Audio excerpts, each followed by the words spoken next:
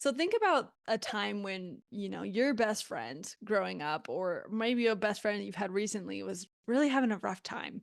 And they were just having such a bad day or such a bad month or whatever it is. What did you do for that person? I mean, most of us would say, I went and I bought them coffee, or we went on a walk together, or I just listened to them. Awe Genge, this is Mental Metals, hosted by Asago Toto.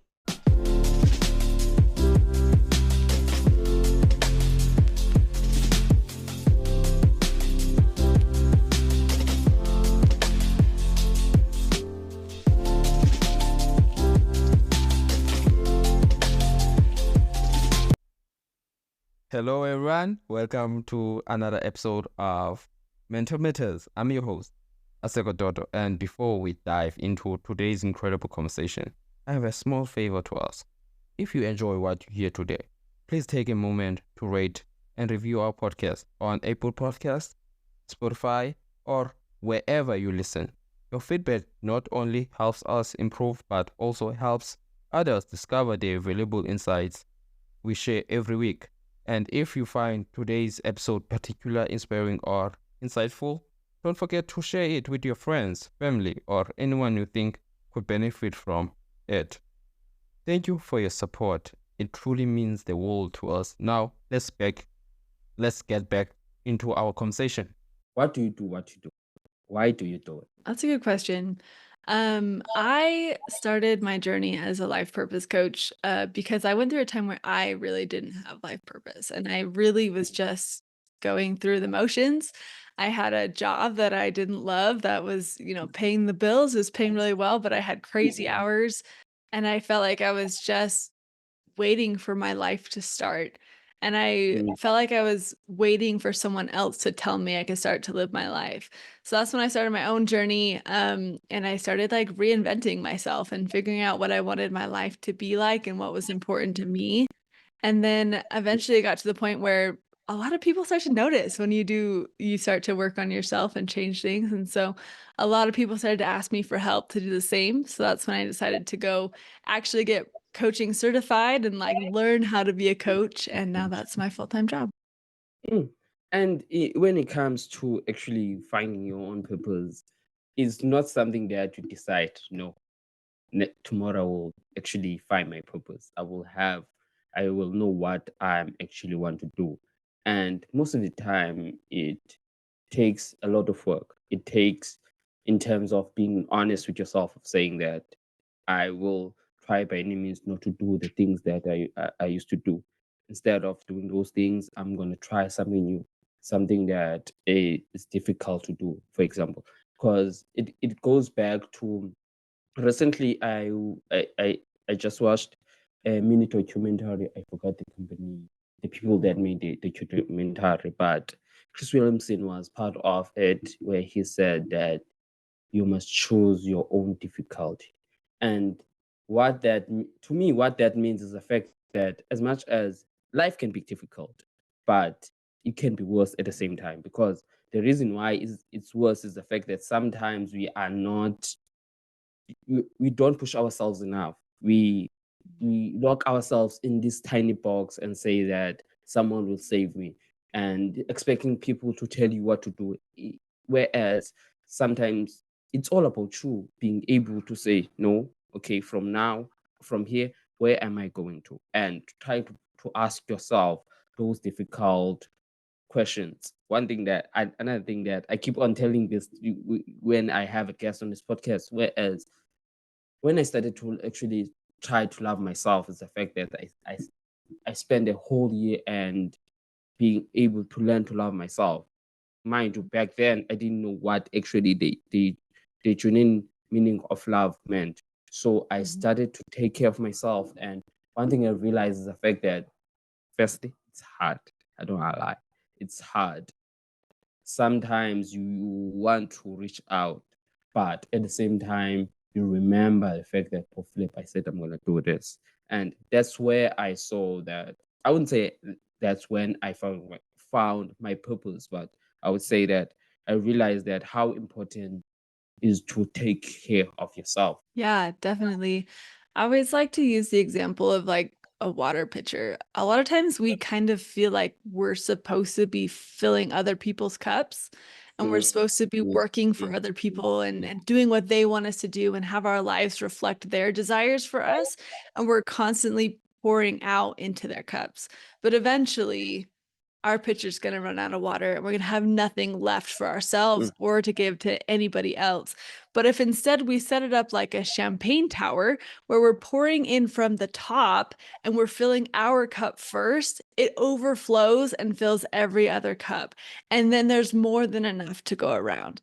And so if we are constantly working on pouring into ourselves, it makes it us able to pour into other people in a way that feels better. But like you said, it is hard, but it's mm. also hard to have an empty cup. It's hard either way. Yeah, So you yeah, have to yeah, pick your hard and yeah. figure out which one is worth it to you. Mm. And I agree with you in terms of that. And I myself back then was like that.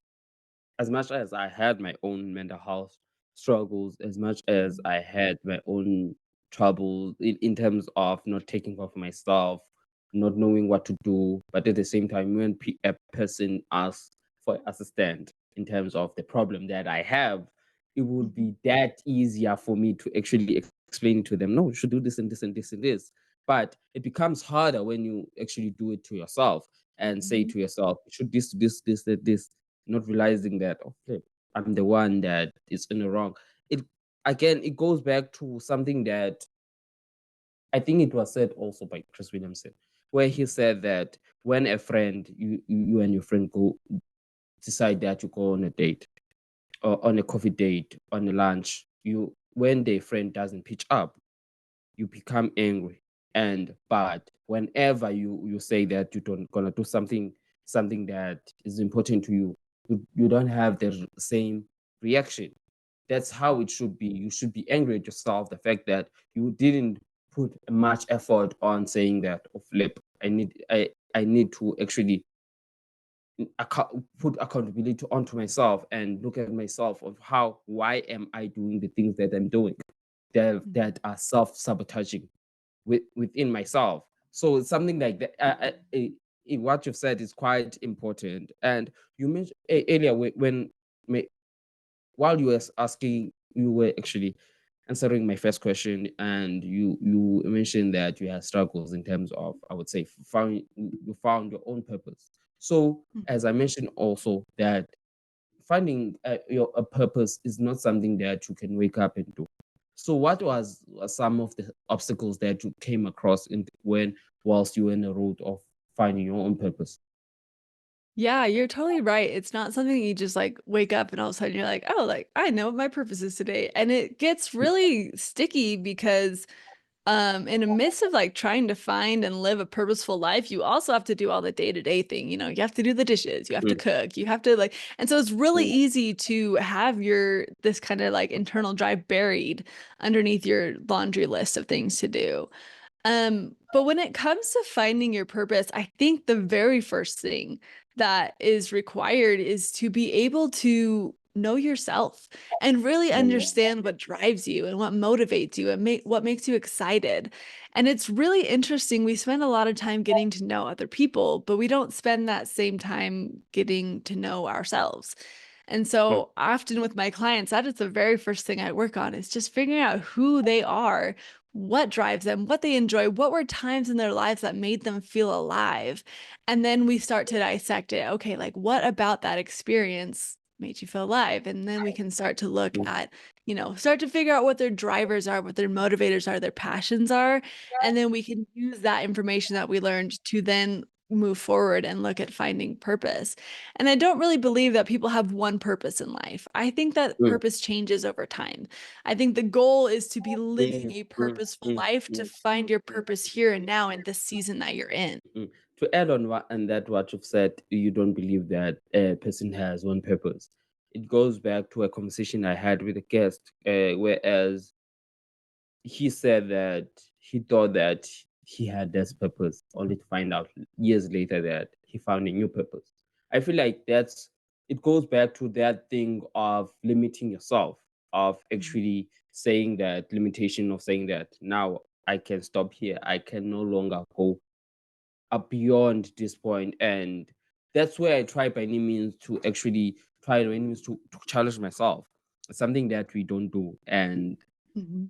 as much as the environment we're in plays a huge role when it comes to mental well-being, when it comes to actually in terms of succeeding in life. But at the same time, it's a good thing because once you put yourself in that doing that hard things, you actually change your mindset and see things in a different way.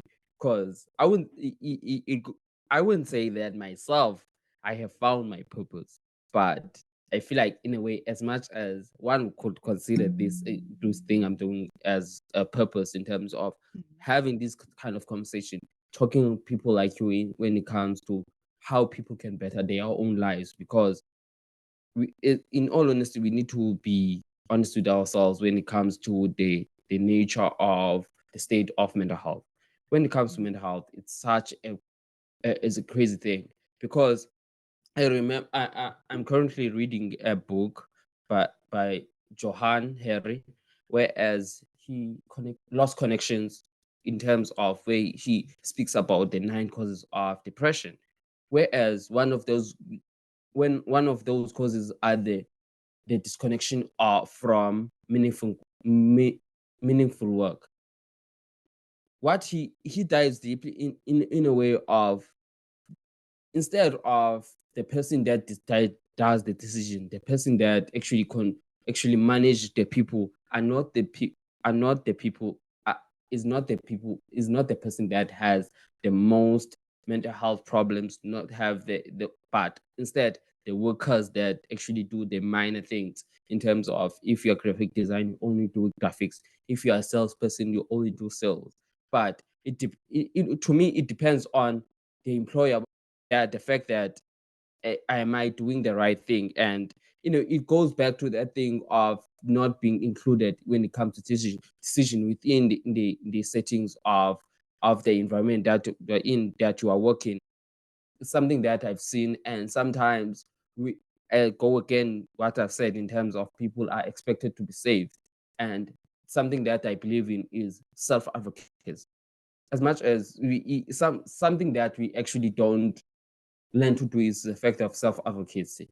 And we expect other people to do it for us. But if we don't do it for us, some people, other people won't actually know what the problem we have when it comes to mental health. Because I may talk about mental health and not be specific in something, but other persons suffering a lot from bipolar disorder, and they are not. I would let's assume that there are not people. No, there are not enough people that talk about mental when it comes to bipolar disorder. They will actually say that no one talks about it. So when you say no one talks about it, what are you doing that? What are you doing about that? It's something that I've seen when it comes to purpose and what actually makes someone actually have that meaningful life. Yeah, absolutely. Have you ever heard of the concept of Ikigai?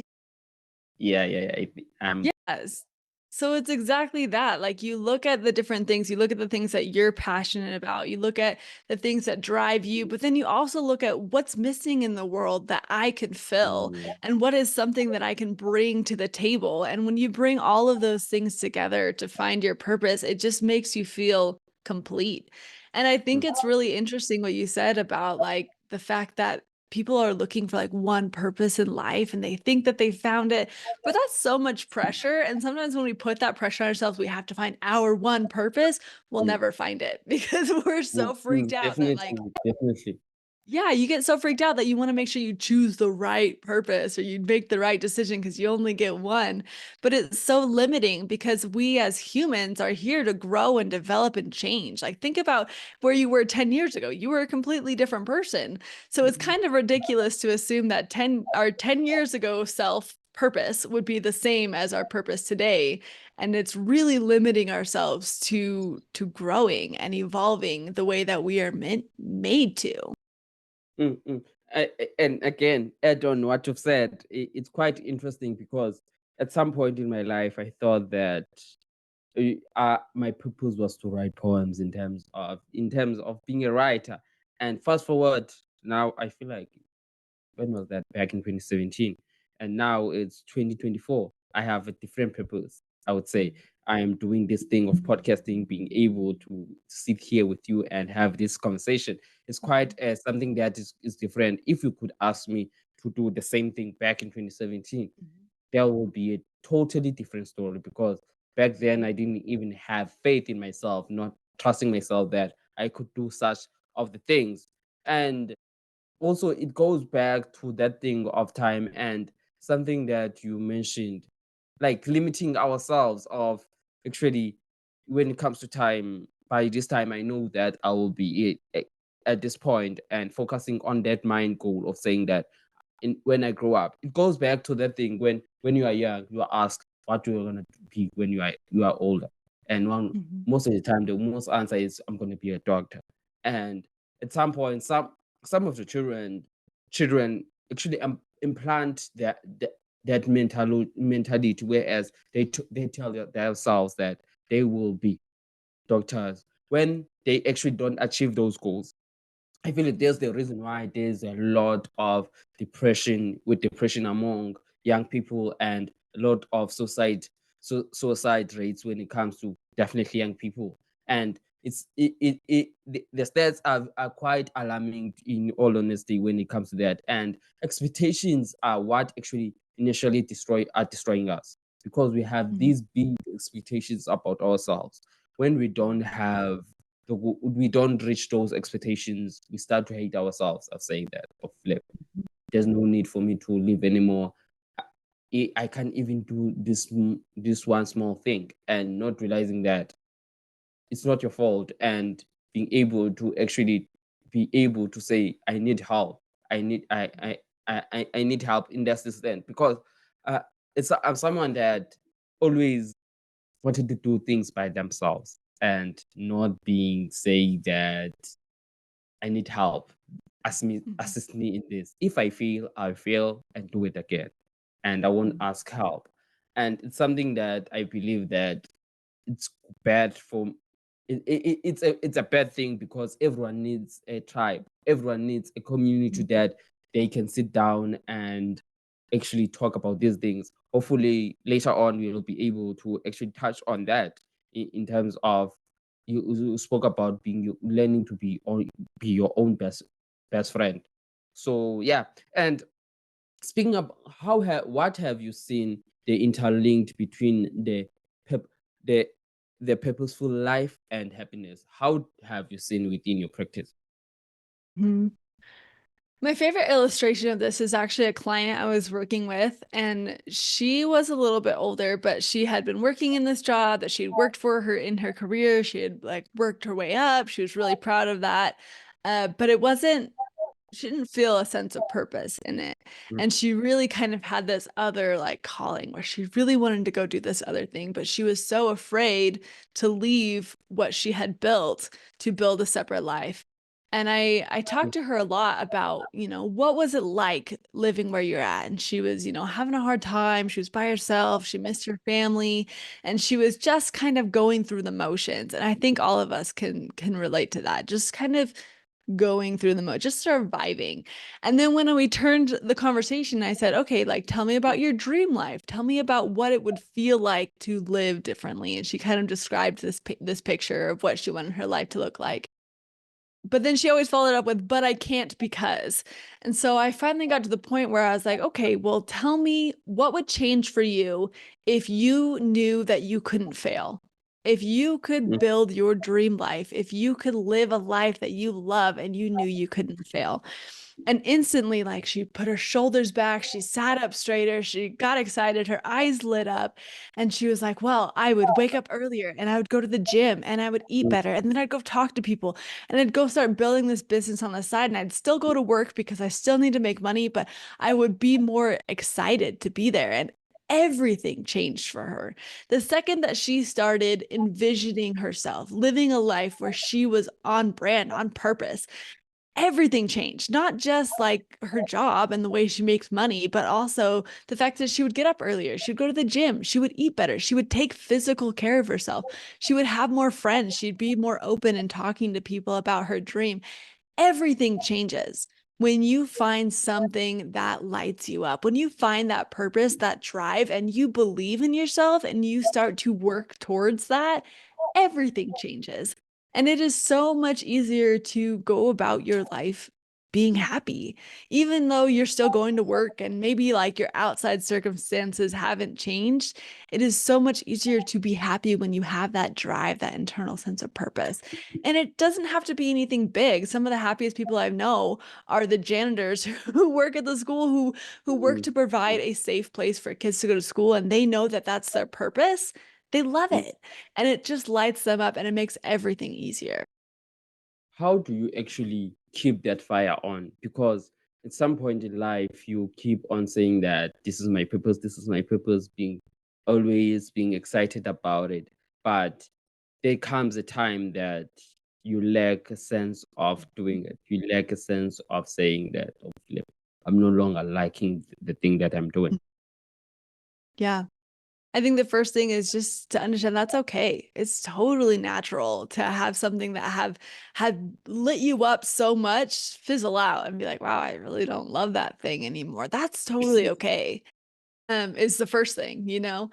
So not beating yourself up over it, even if it was a really good cause that you were passionate about, and all of a sudden you find yourself not really caring and just feeling like it's extra work to go do that thing now, that is totally normal.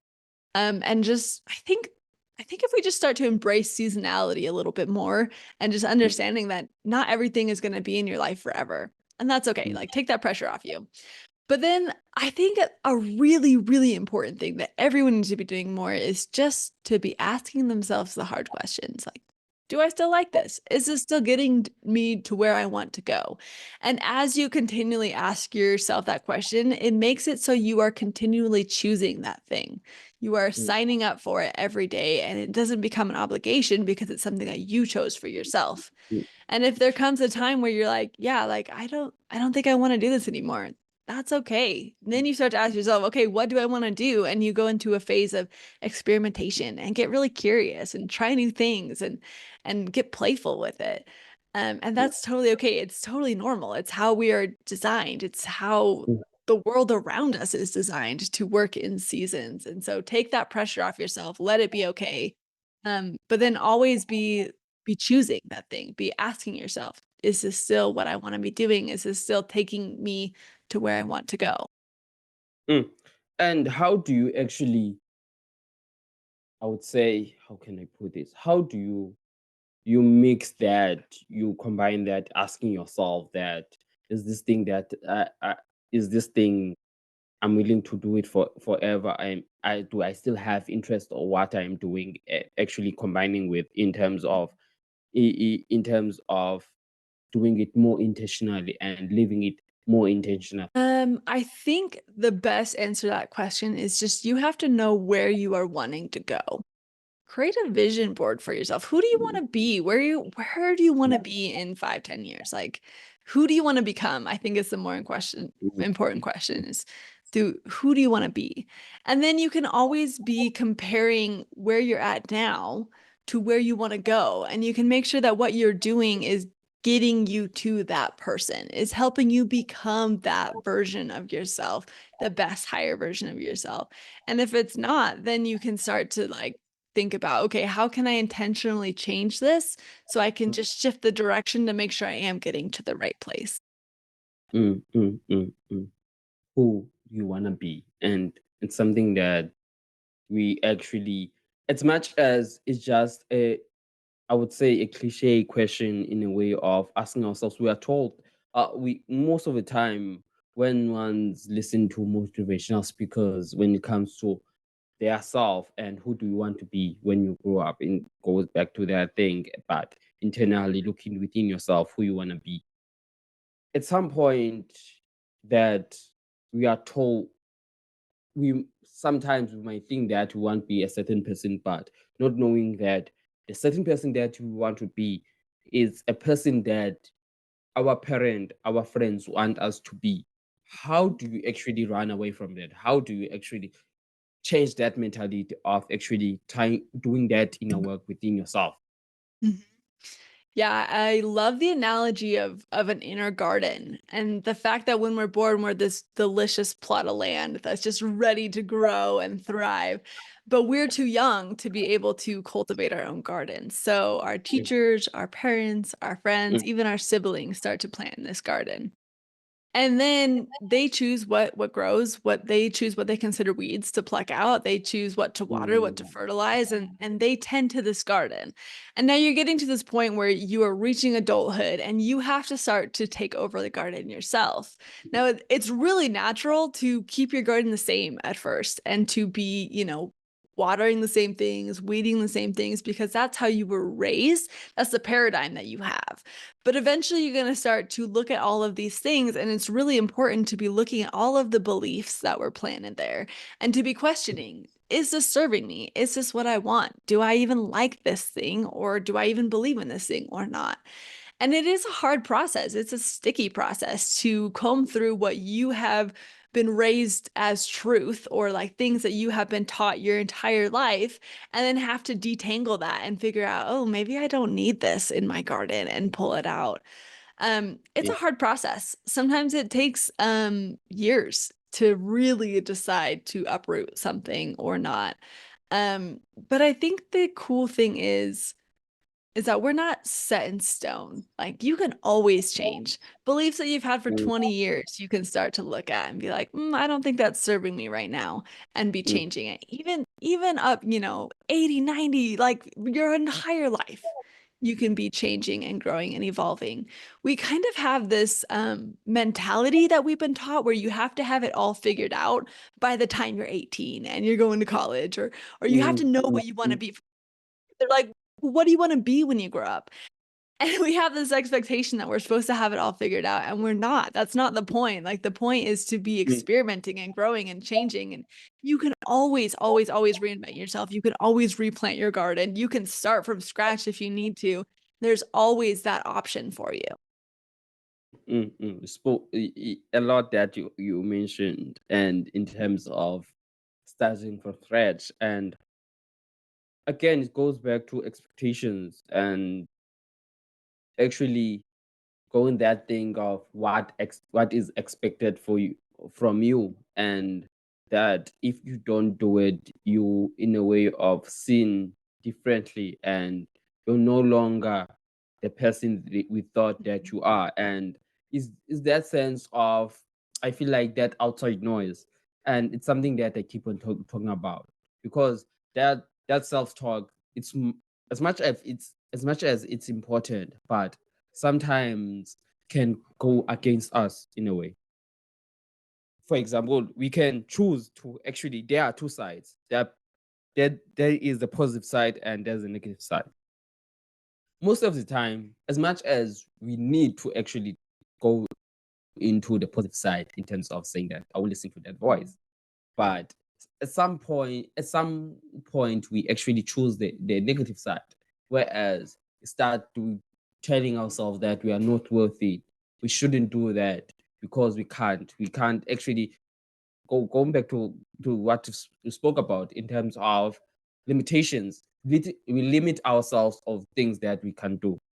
For example, I'm from South Africa, from a small town called George in the Western Cape, and no one thought that I will be actually doing this for the last 4 years. I've been doing this for the last 4 years, and one thing that I did to myself is the fact that don't listen to other people, what other people say to you. For example, I failed while doing this podcast. I failed from back in 2020, not knowing actually what was podcasting, talking with myself. And if you go back to my old recordings, would hear the sound on my voice that this guy doesn't know what they talking about, or they are not confident enough. And I was able to take those constructive criticism, because that's what I believe, that failure is what makes us the people that we are today when it comes to in terms of success. And you spoke about beliefs. And another thing that I believe about beliefs is the fact that we are not born and already have our own beliefs.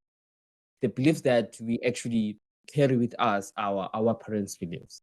And Mhm. whereas we see it when our parents do a certain thing, we believe that is right because our parents could never do a bad thing, could never mislead us in any way. I and I've seen it in a way of as much as most of the time it's in movies that people are surprised. Oh, flip! My parents wouldn't do that, or a mother wouldn't say that my child wouldn't do that, but Mhm. because they have this perception about them that they are a good person, they will never do wrong by them or betray their selves. And I've seen it in a way, and some people find it hard to actually say that no, I'm uprooting this belief because another thing goes back. One thing about it is this thing of beliefs is tricky because the beliefs that we had is not just a belief that you even when you are older, you say, okay, now I believe in this. You have belief that Mhm. you hear from other people, other person, and Mhm. you actually in some point that you see that, oh no, I can go with this, I can vibe with this. So whenever we actually change our beliefs that we hear from our parents, we actually change that of saying that what would my mother say about me? What would my parents say about me if I actually move from this to this? So Mhm. in a way of we have the as I've spoken about self-talk, it's important to have self-talk, but you must actually know that the self-talk that that I'm adapting, is it positive or negative? Does it benefit me to the fullest, or it's just something that Mhm. creates more fear in my life? You spoke about a client being afraid, and most of the time, when we do things, we don't do things because of that. We know that we're confident in that. We are confident in them, but we do things because we feel like at some point that we're scared. There's a point that we not prove. It's something that like that. And you mentioned the vision boards, and in all honesty, it's something that I always struggle with. I tried it and always struggle with. I feel like I have my own vision board within my brain and saying that okay, I'm doing do this. As much as I could write something down, but at the same time, there are things that will definitely clash in a way. So how is it important to in terms of setting goals and priorities, and how does it align with actually cultivating your own purpose? What are some strategies that you could share with the audience? Mhm. Yeah, I this is an interesting topic for me because I always struggled with goal setting growing up, Yeah. especially like New Year's resolutions. I was like, "Mom, I'm not gonna keep them anyway. Like, what's the point?" But Right. it's interesting. I think a lot of times we go about goals the wrong way. I think we Mm, attach too much of a timeline to goals. And we expect ourselves to complete it within a mm. certain time. And then if we haven't, well, we might as well give up now. Like, what's the point of even trying, you know? But instead, if we could have a goal of, let's go with like where we want to be or who we want to be, maybe. So, for example, I had a goal of being a speaker. I really love speaking. And Mm, this kind of came about a couple of years ago. I was like, man, like, I think I just want to be a speaker. I want to talk to more people. I want to reach more people. And it was terrifying to me. I was really scared. But I mm, decided like that was my goal. That was what I felt like was my purpose at the time. That's what was driving yeah, me. And so I set that as a goal. And I really believe that external reminders are so important because it's really easy. Like, if nobody else knows, it's really easy not to follow through. So, either mm, telling somebody else, putting a vision board out where you can see it, having a microphone out. Like for me, wanting to be a speaker, maybe I leave my microphone out more. And it just is a visual cue of this mm, is what I'm working towards. mm, But then I really think there's an element of releasing control of it and knowing that this is what your purpose is, this is what you're working towards. Doors are going to open for you, trusting that process, working on what you can control, but releasing the timeline and mm, releasing the results. And it's hard to do because we're really taught, especially through the school system, that we're taught that our results are a direct directly correlated, directly tied to our effort. And unfortunately, Mm, that's not always the case. And so it can be really hard to release that control, but just knowing that this is right, it feels right, everything about it feels right. And so I know it's going to happen. It might not happen how I want it to happen, it might not happen when I want it to happen. But when you're able to release that control, you're able to find more opportunities, more doors open for you. So a really funny example in my experience of working to become a speaker is I decided that I was going to start saying out loud that I was a speaker. And so I got onto a Zoom meeting where people were getting together and they were networking and they were chatting together. And my Zoom didn't work. It didn't work. So it's like, whatever, I'm just not gonna go. So I clicked out and went on and was working on other things. And a minute later, Zoom popped up and I got thrown into the middle of the call without meaning to. And I was called on right away. And they were like, Monica, like, tell us about yourself. And I was like, I don't know what we're talking about. I'm a speaker. And so it was so awkward. And I just kind of threw it out there. But from mm, that specific opportunity, people were like, wow, I want you to come speak at my event. And I got mm, offers to speak from that opportunity. And it wasn't how I expected it. It's not how I thought it was going to be in my 12-step plan to become a speaker. But when I released that control and I released the timeline, opportunities come your way and you're more able to jump and adapt and like jump on those opportunities that take you to where mm, you want to be. And as you speak about timeline, it's something that sometimes we in school we are taught that there are three different types of goals: Mhm. short-term goals, medium. Is it medium? I'm not quite sure. Long term. I think there are three, but I forgot the third one. Yeah. And in the short term, it's a media medium term, medium and long And term. the long term. Whereas sometimes we can just take the long term goal and want it to make it a short term goal, Mhm. and that's where whereas we mislead ourselves, think that everything will work out in terms of, as much as we are writing this plan, that this perfect plan, thing that nothing will be good, no, nothing that will interfere our our plan, not realizing that there's life can actually do you wrong and say that by this, you told yourself that by this year you're going to graduate university, and not knowing that you fail one or two or two modules and you are back for, you add an extra year and realize that, flip, what is the way forward now? And as much as goals are important, as much as planning is important, but also plan in terms of failure. And I remember listening to a diary of CEO by Stephen Barrett, where he said that within his team he has someone that is dealing with failure, actually, in a way of instigating failure, in a way of, like, as much as his team is doing well, but at the same time, if you are doing well at a higher rate, you don't know when failure comes, you don't know how to react.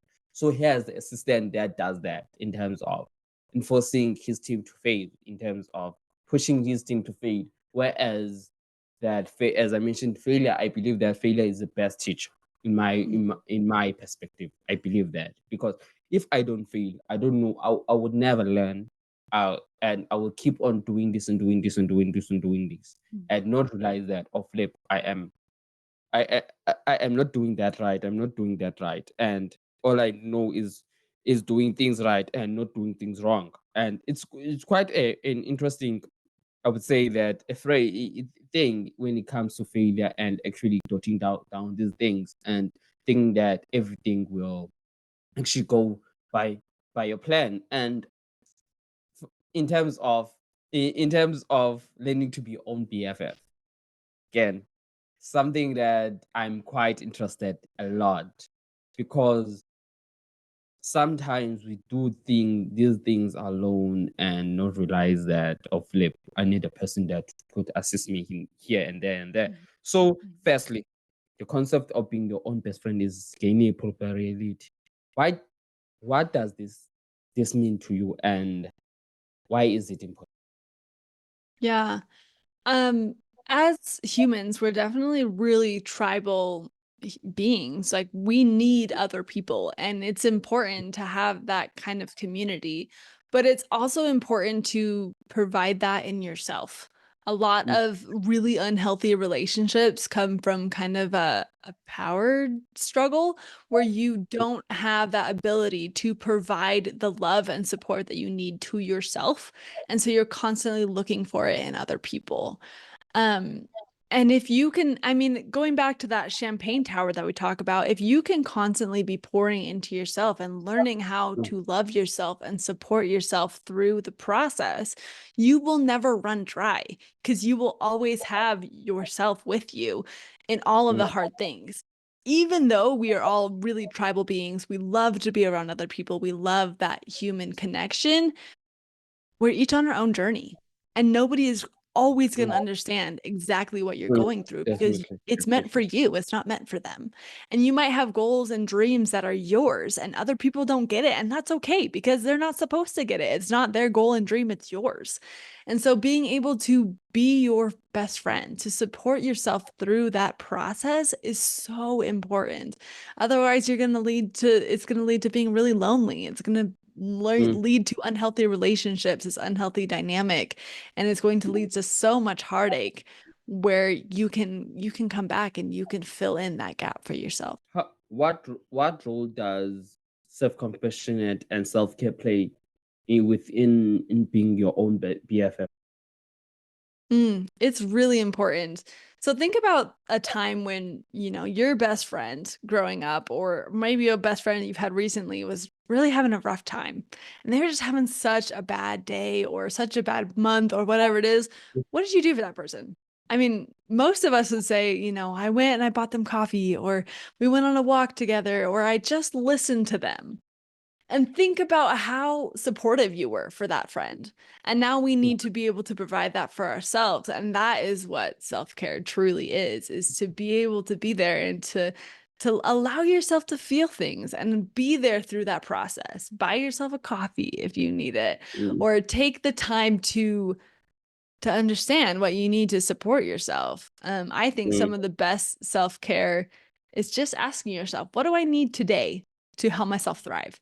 I really mm, like to do that in the mornings. I've changed my morning routine. I'm not a big routine person, to be honest, but I like to start my day out with some kind of movement. And so I used to try to, like walk a certain amount of miles or go to the gym and like push myself really hard. But I started asking myself every morning, what kind of movement does my body need to thrive today? And sometimes it is going to the gym and going on really long walks or runs. And sometimes it's more, I just need to walk to the park and sit in the sun for a little bit. Or maybe it's a dance party in my bathroom, and that's what I really need right now. But I'm setting myself up for success, and I'm taking the time to listen to my own needs and then help myself meet those needs. Um, and that's how you become your own best friend. That's how you take care of yourself and constantly be feeding back into yourself and providing that love and support that you need. And it goes back to I think it's chapter 10 on the book Lost Connections, whereas there was a study was done in terms of finding, actually trying to find the gap in terms of the obesity, the problem with obesity. And as much as people lost weight, and after they have lost weight, a couple of I think it was a week or two, and they again gained the weight, and the researchers started asking themselves question in terms of, what are we doing wrong, what are we actually not asking?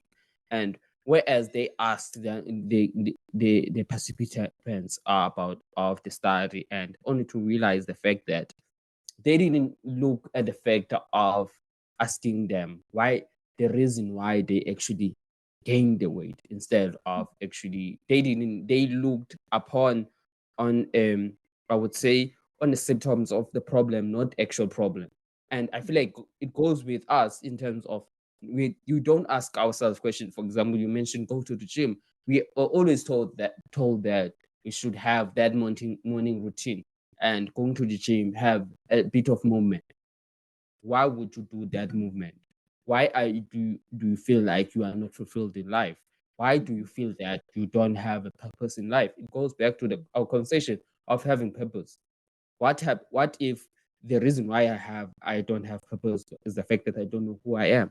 I don't know what to actually want. I don't know what it means to actually have this might be negative of some sort, but what it means to be alive. What is the use of being alive? And ask ourselves, when we start asking ourselves those questions, when we start being honest with ourselves, we begin to actually realize or flip.